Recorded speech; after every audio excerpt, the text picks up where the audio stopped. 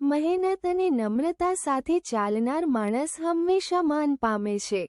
A person who behaves with hard work and humility જીવનમાં આગળ વધવા માટે ક્યારેક છોડવું પણ શીખવું પડે છે.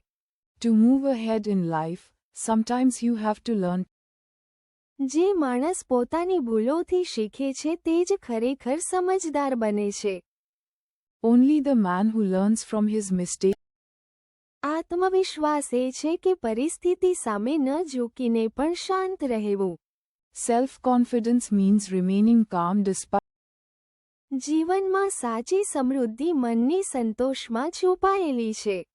True prosperity in life is hidden in contentment of mind.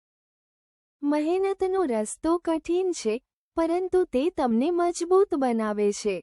The path of hard work is hard, but it makes. જે માણસ બદલાવને સ્વીકારે છે તે જ સમય સાથે આગળ વધે છે. Only the person who accepts change moves